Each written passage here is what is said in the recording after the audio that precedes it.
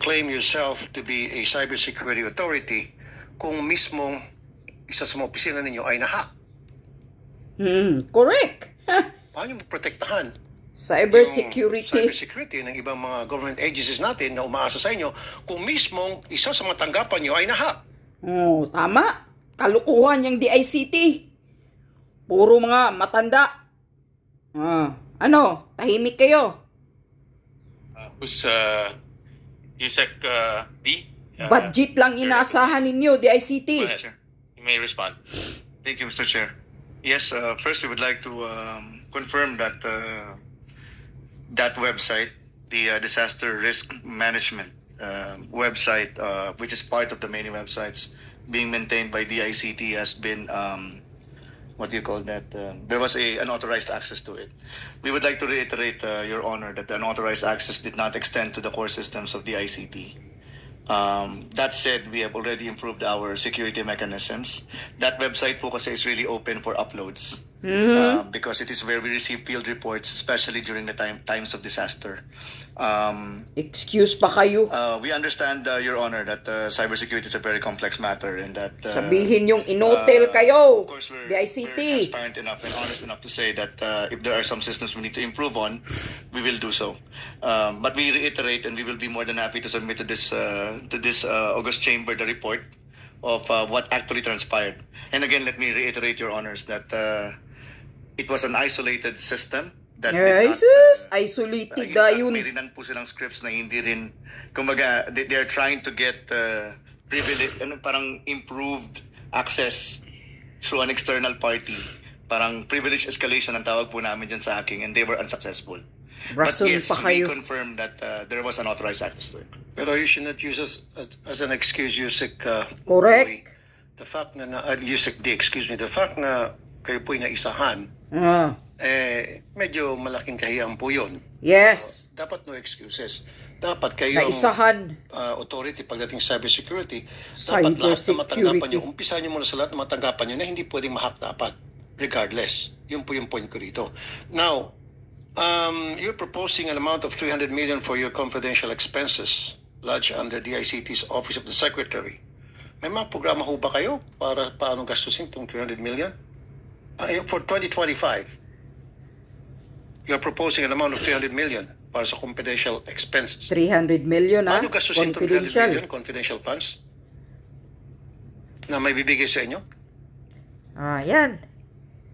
Tahimik lagi. Wala pa sana, pero pinopropose niya, di po ba?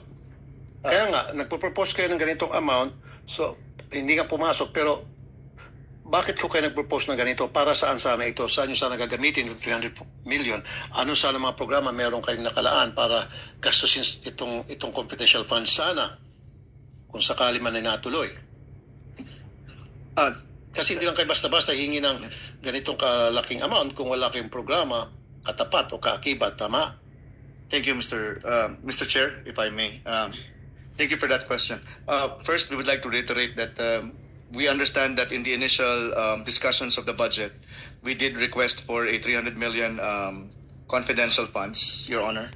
But right now, we are no longer pursuing that particular request, and we do not. It was not included in the National Expenditure Program, which was submitted to the President and which was approved by the Cabinet. That said, Your Honor, I will be more than happy to discuss the details of that in an executive session. Basically, as a general. In general terms, the DICT also has series of information gathering activities, which leads to information, for example, of arrests of certain hackers, and certain information which will tell us proactively if a particular government agency or a critical information infrastructure has been breached. Sa social media, rampant na ngayon yung AI. Alam niyo po yun, ano? Lalo na palapit ng eleksyon. How could you stop that? Yung paggamit ng AI para sirain ang isang tao o isang kandidato, pupurihin ang isang tao o isang kandidato. And definitely these are fake news. Si Lisa Satanas, isang sponsor ng AI. Sabi ni Maharlika. Nayupak na yan. Nakikita nilang video. At dumadami na ito. So, paano po mapatigil ito? Si Lisa Buto daw, sabi ni Maharlika. For that question again, Ang leader ng EI. With the permission of the Secretary, Mr. Chair, right now we have a coalition with major Mga matatanda appointed social ni media Lisa platforms. Butod. We have their back-end reporting system. We agreed on a watermarking and categorization system. Sabi pa ni Maharlika, may mga record. That it is an AI-generated or a edited video in general, or a video that was shown without the sufficient context. Pagtutulong-tulungan naming ma-detect, and they will watermark it po. They will put a label saying that either this video is out of context or maglalagay sila ng this is possibly AI generated. So that's the first thing po na ginagawa natin. Pangalawa, Your Honor, we have a lot of information materials already telling the public how to detect this. For example, there are free websites that can be used in the No, you're not supposed to tell the public. You're supposed to delete those videos para hindi na makarating sa public. Yun yung point ko. Mga bubo. You don't tell them. Safety, cyber, DICT. Kasi DICT. marami nang kumakalat ng mga fake news. I myself, biktima ko, ilang beses na ako lumapit sa inyo. Yung lumalabas na fake news doon o fake video or fake article about me. Not only about me, about Lance Gokongwei, Enrique Razon, Jessica So, Anthony Taberna, at napakarami pang personality, mga investment scam. Paulit-ulit na lang ito for more than a year, and I've been communicating with you guys and telling you na please do something about this. Not only me, but other personalities. At maraming naniniwala at maraming nag-invest doon because our names were used and you guys are not doing anything. Or what have you done? Tell me, ano mga programa meron kayo para i-stop yung ganitong klaseng scam at modus? At marami nang naluloko. Your Honor, actually, Inotel DICT of the kasi. reports submitted to us, which we forwarded to the social media networks, I just don't have the statistics. But there are a numerous number of URLs. Wala lang ako number ngayon, but it's more than 500. You know what? You haven't done nothing for me as far as I'm concerned. Ako mismo, yung mga tao ko mismo ang tumawag sa Facebook. Tao ko mismo ang gumawa ng parang para ma-delete yun. Pero kayo wala kayong nagawa. Kayo may budget. Para sa ganitong klaseng mga sampal sa mukha ninyo, DICT, mga sekretary. Wala kayong nagawa. Pero yung mga tao ko may nagawa. Kumbaga, kanya-kanya kami. Yung mga nabibiktima ng fake news, kami yung gumagawa ng paraan para mapadelete yun. Kayo wala. Hanggang sat-sat lang kayo eh. Hanggang programa kayo and then ask budget and then come up with this program, etc. But you're not doing anything. You're not walking the talk. Pahiya. Hanggang chat-chat, walang nagawa. Hingi lang ng hingi ng budget. Your Honor, we apologize if there are some other items na hindi namin nagawa. But we have a record of a lot of URLs we already reported to the social media networks, most of which were blocked or removed. Others were labeled. For example, there was this report from at least one a reporter from CNN, another, on top of my head, Your Honor, kasi wala po akong statistics right now. There is a reporter from ABS-CBN, of course, several reports regarding the AI videos of the president, which we were able to request the social media platforms from being removed.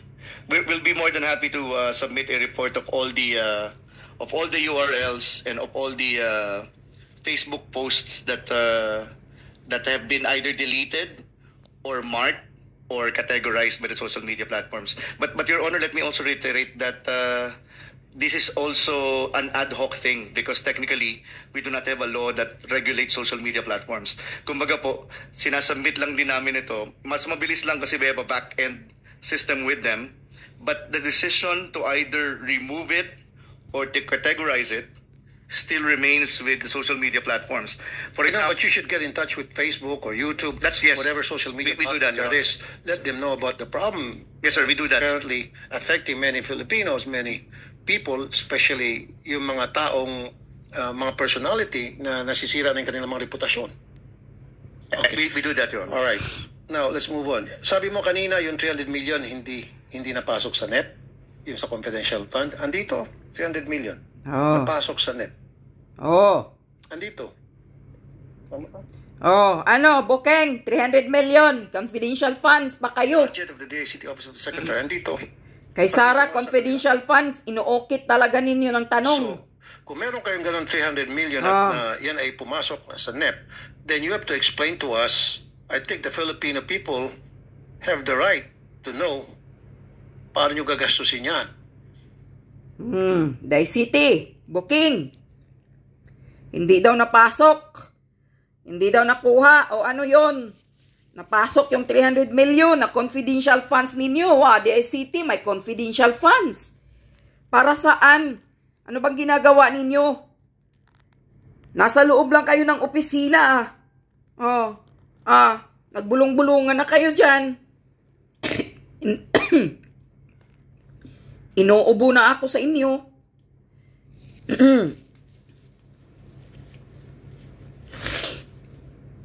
Ano?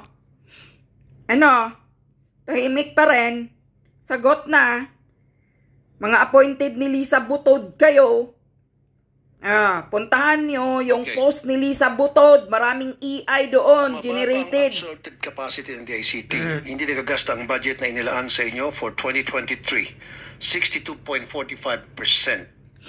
For 2024 as of June 30, 2024, 42.92% lamang inyong utilization rates. Hingi kayo ng pondo na hindi nyo maalam kung paano nyo gastusin o hindi nyo nagastos. Kasi walang mga ideas. Mr. Chair, if I may be recognized. Yeah, 2023 is about 62%. And for the first half of this year, that's about 43%, rounded off.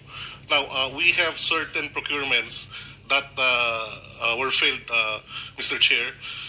If those procurements should have been pushed through, that would have been about more than 50% for the first half of this year, Mr. Chair.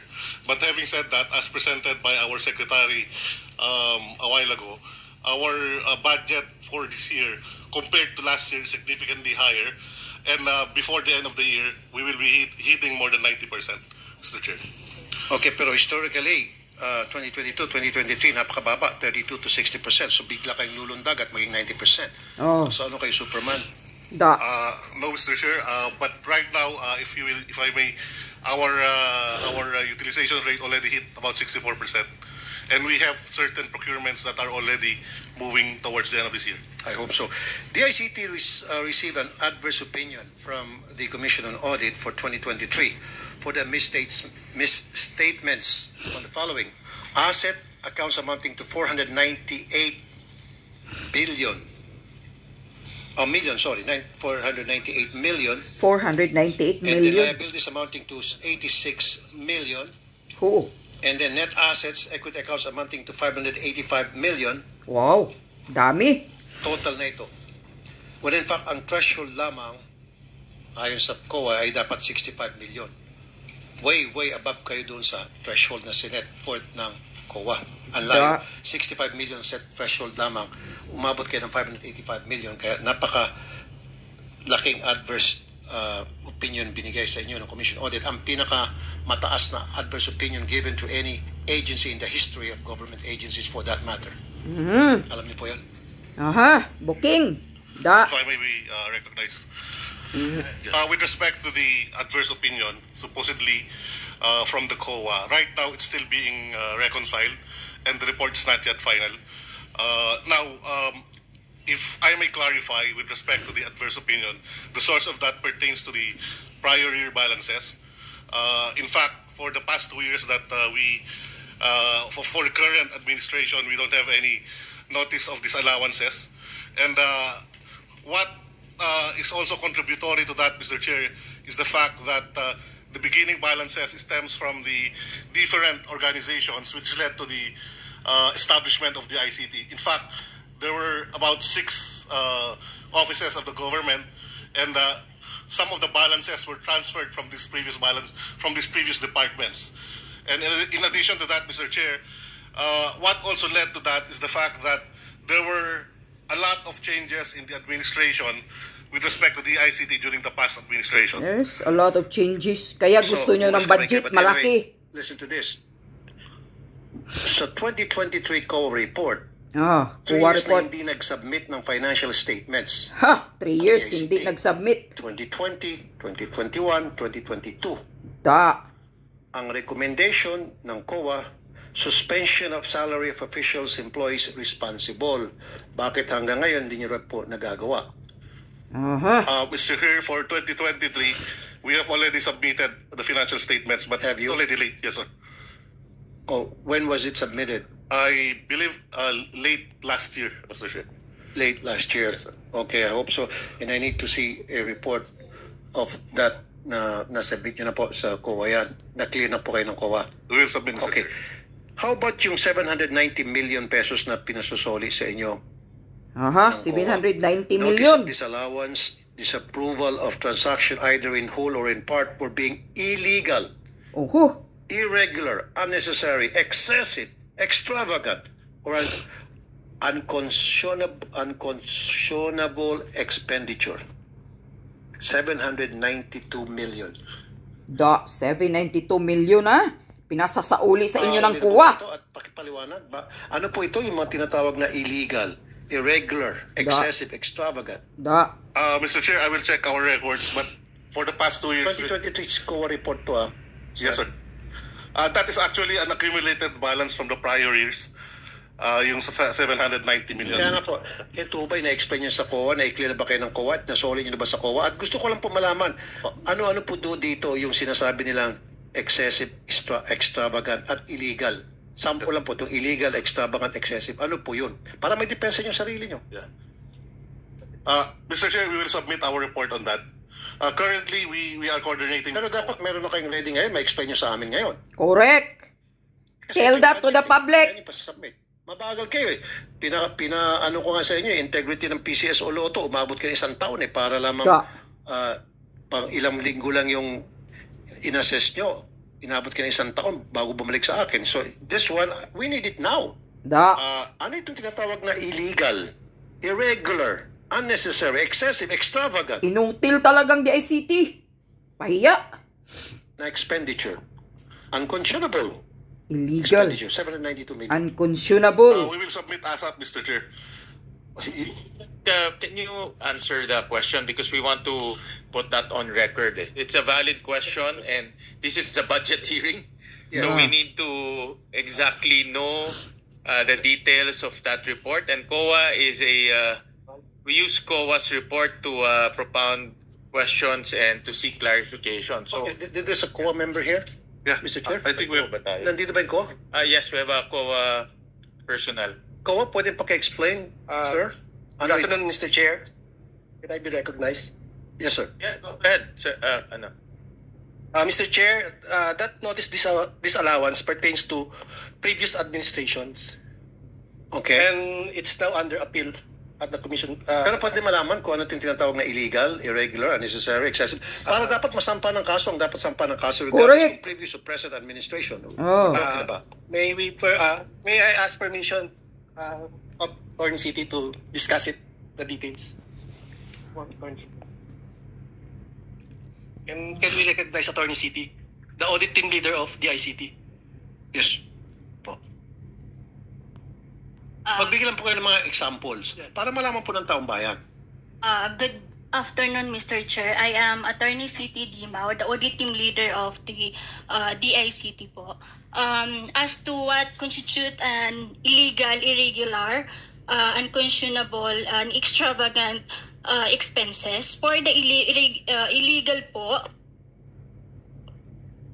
if there is a very glaring violation of the law, then it is considered illegal. Ano po, halimbawa, For example po, kunwari po, there should be a public bidding, but then wala pong bidding na nangyari, then it is considered illegal for being not compliant or in violation of the RA 9184 that require that all procurement must be undertaken through public bidding.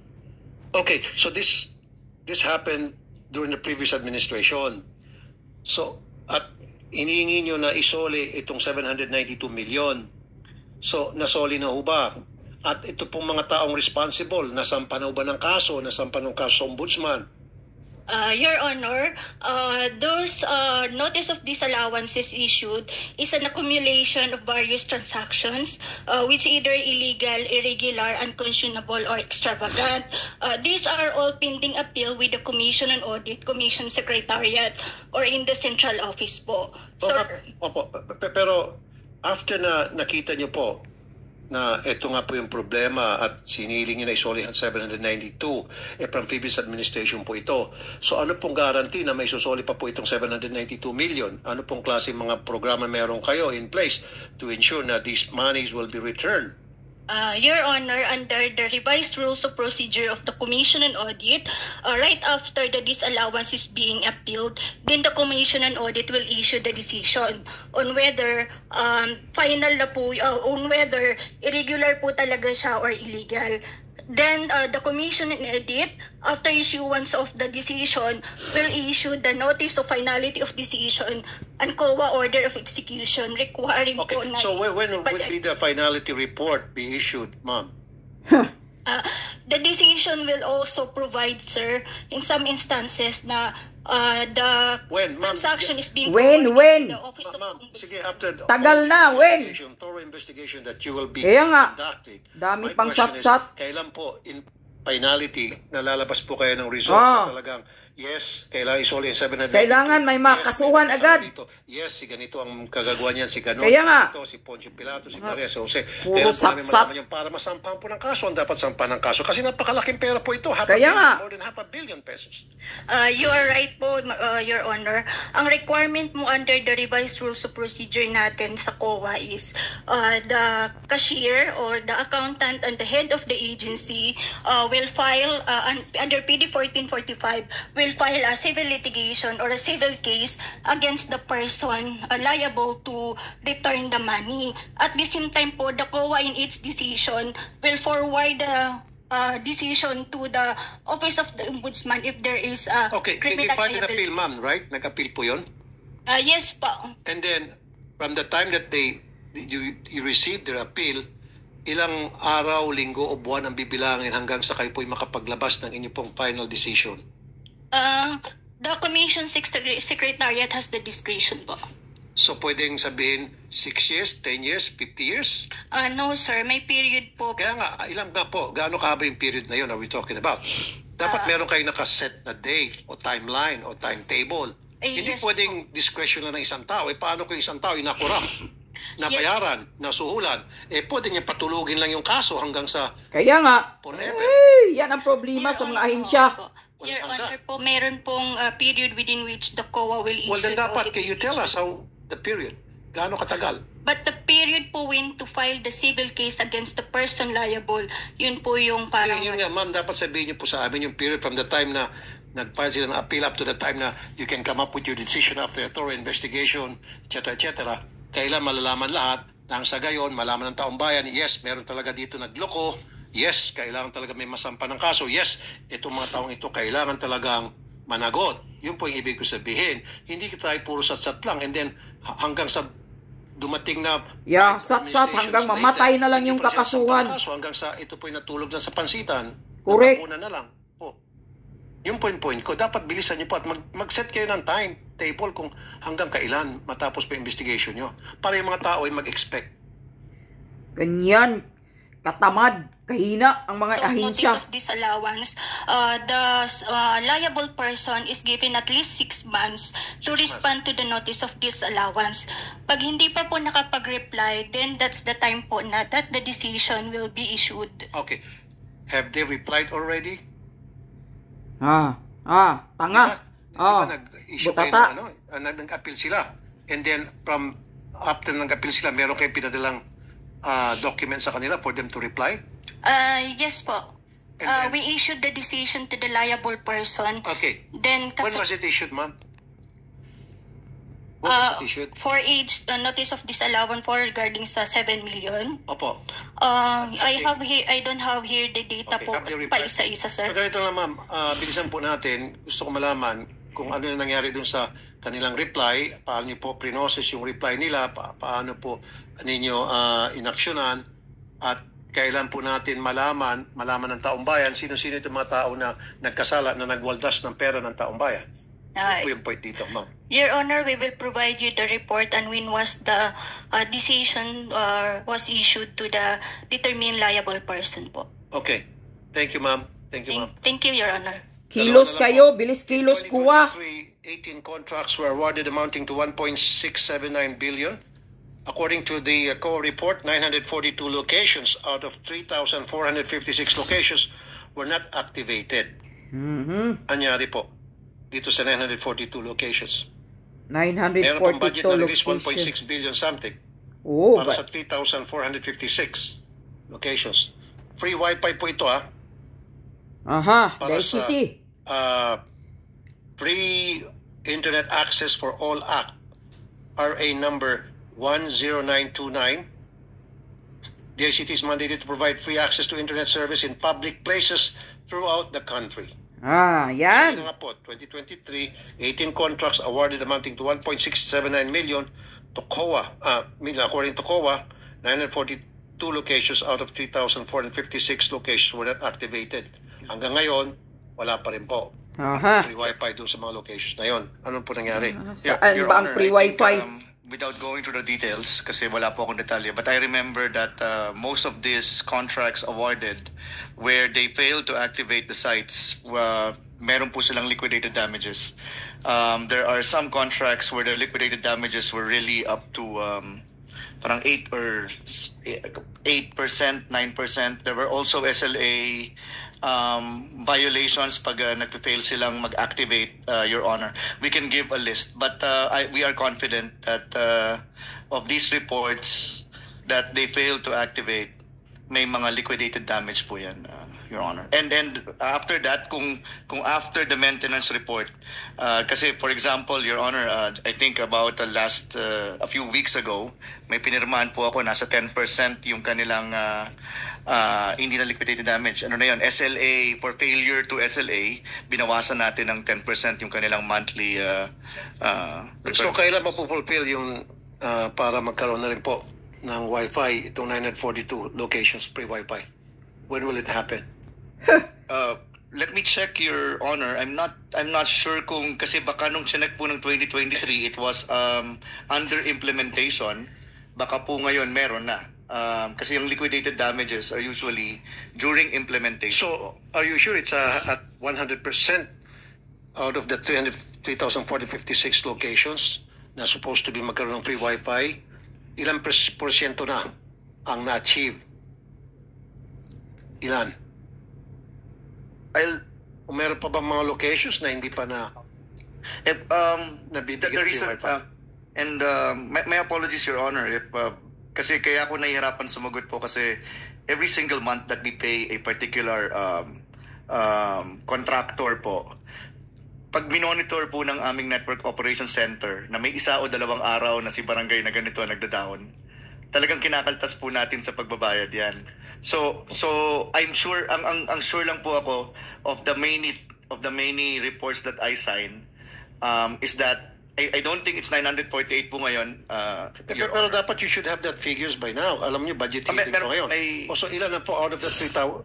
So dati 946. So ilan ang nabawas sa 946? Exact figure, please. Right now, we have 13,461 access points that are activated. Okay.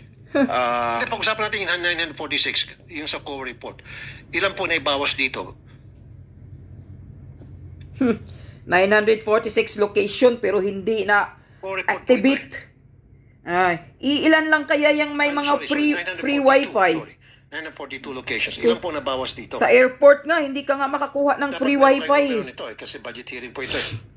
Sir, I'll just check with my technical staff. Ano ba yung nangyari? Ay, nako, wag na. Kahit nga sa Your Honor, my technical staff are just collating the figures. We apologize to such 2023 audit. Follow-up question. Sige, while you're researching on that question. June 2024, 288 million Philippine Digital Infrastructure Project to expand Wi-Fi coverage was approved. Laking pera to. 700 new free Wi-Fi sites. Ano pong timeline nyo rito?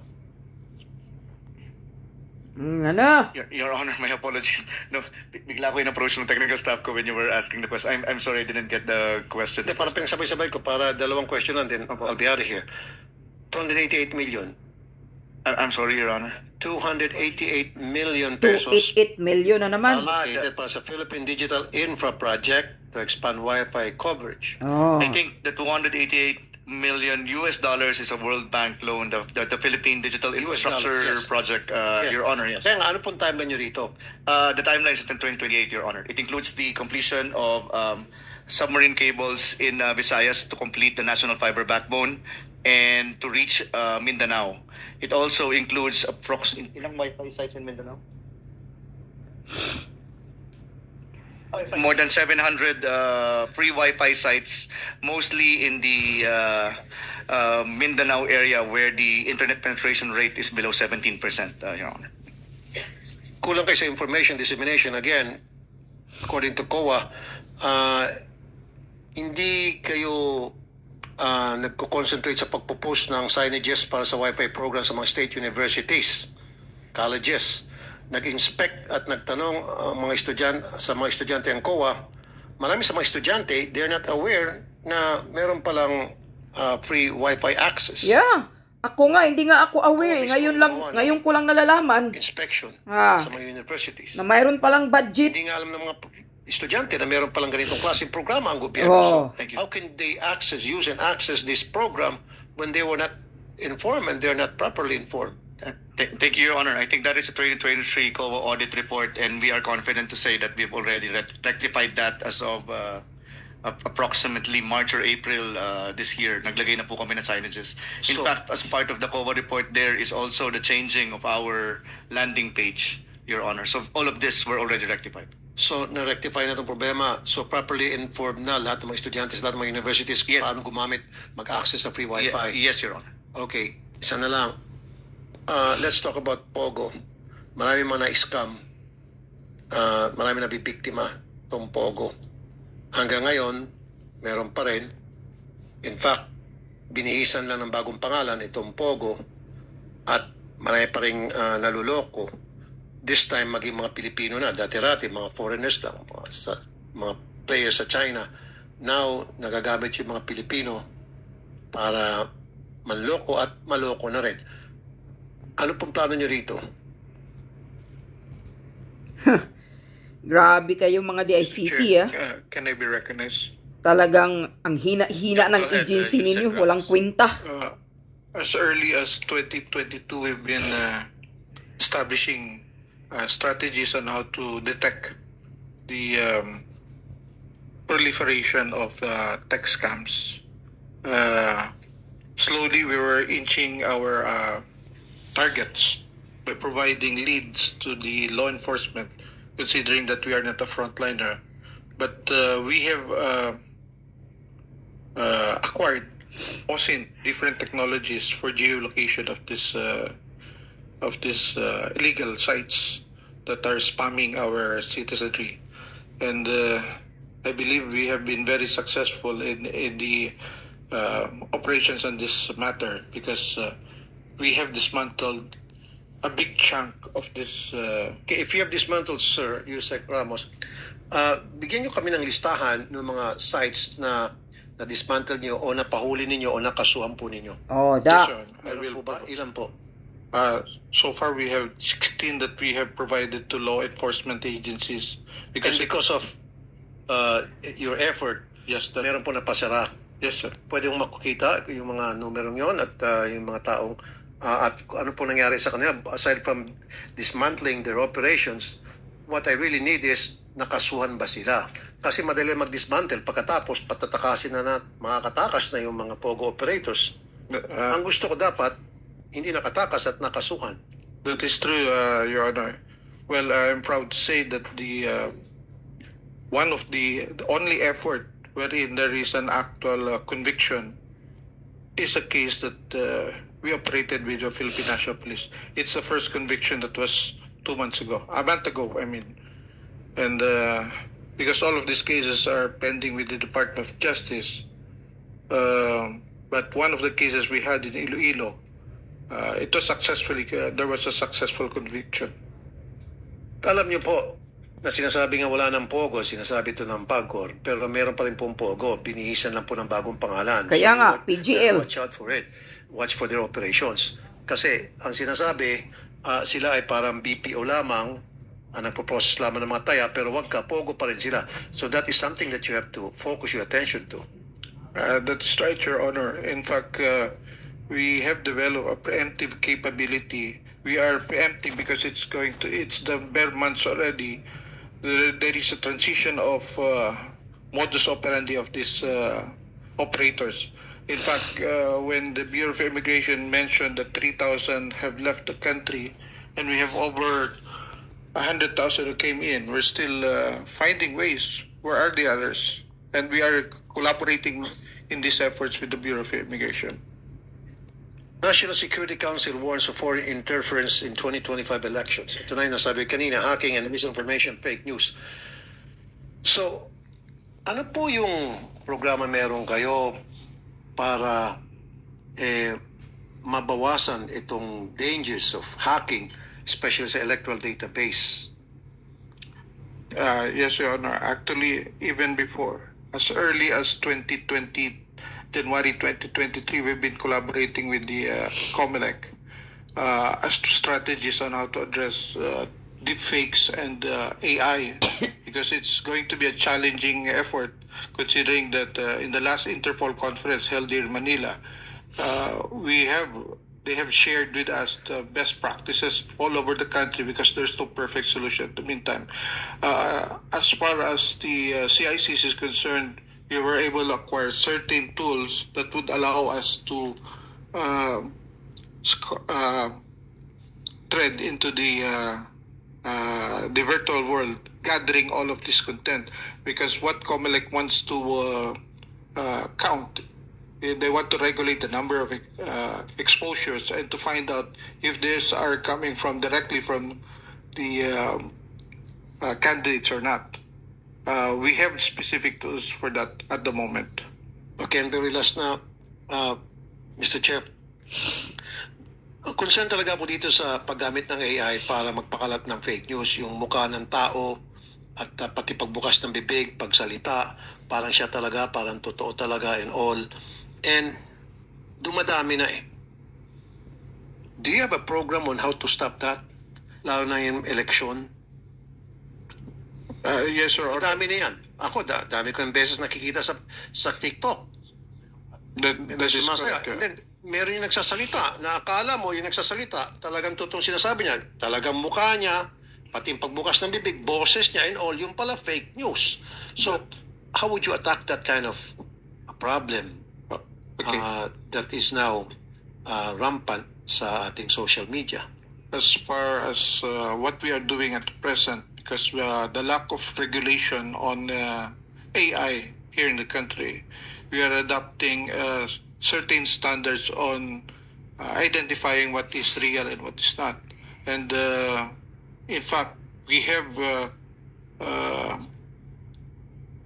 collaborated with the academe to do a study on developing tools. Diyos ko po, magtagalog ka. Para hindi ka nakakainis. English, tagal naman makapagbigkas. Nakakainis. Because it has to be for future use, because the current tools that we have are what is available in the market. And then what is this kind of tool that you're using, or tools para ma-identify kung fake news ka, yung isang fake news using AI? And you're talking to experts, you say? That's correct. And who are these people you're talking to, sir? Pardon, sir? Who are these people you're talking to? These are the academe. In the last Interpol conference, they're academe, but I mean, are they experts in when it comes to AI? Programming. Experts, so they have programming experience, and this are they been tested? Ay sos, puntahan nyo kang Lisa Marcos. Puro AI ang ginagamit sa Facebook niya, sa kung ano pa. At God forbids na baka magkakaroon ng kunting kaguluhan kung papabayaan natin to na dumadami yung AI. one of these days, meron dyan magsasalita na parang nag-iinganyo ng gumawa ng insurrection or something, and then maniniwala sila dahil parang totoo talaga yung nagbibigay ng mensahe, nag-uudyok sa mga tao na gumawa ng something or nag-expose ng something, when in fact that something is fake news. And maraming maniniwala dahil yung mukha ng tao, siya talaga yun, o mukha ng mga tao, sila talaga yun, at yung boses at mukha, that is dangerous. You admit to me that, sir, right? That's correct. Yeah. That's correct. Yun, dapat mag-focus kayo dyan. Do something about it quick. In fact, Your Honor, just a week ago, in our command conference in CICC, together with Ay, nako. Okay na, tama na yung mga pa-English mo. Unang-una, sana dito sa mga hearing, dapat magtagalog lahat. Sasabihin ninyo, pati kayo mga senador, sasabihin niyo sa mga resource person ninyo, magtagalog lahat ng sagot. Hindi mag-English. Kasi ganun pa rin eh. Pa-English, pa-kunwari. Pero yun pala, ang tagal-tagal makapagbigkas ng English pa. Nakakainis, nakakaasar pa. Pakinggan. Magtagalog kayo para maintindihan ng mga ultimo, yung mga mga kababayan natin na mahirap makapag-intindi ng English, maintindihan nila lahat kung ano yung pinagsasabi ninyo. Huwag kayong magpa-English. Magpapakunwari kayo na mataas ang pinag-aralan ninyo, kaya mag-English kunyari kayo. Mas lalong nakakairita yung pag-i-English nyo na tagal nyong makapagbigkas.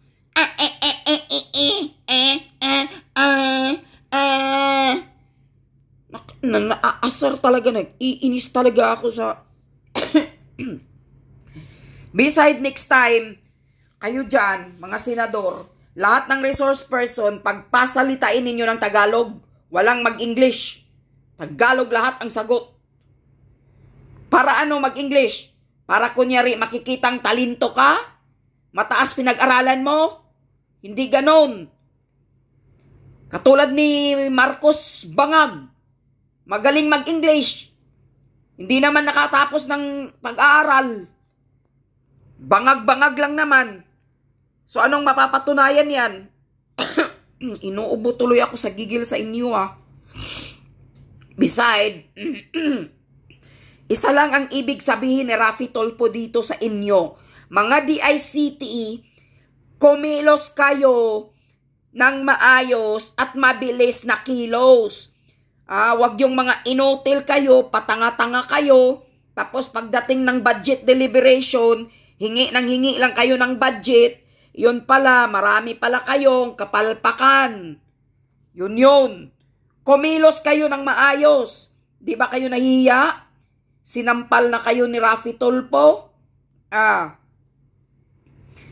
Isa kayong cybercrime security.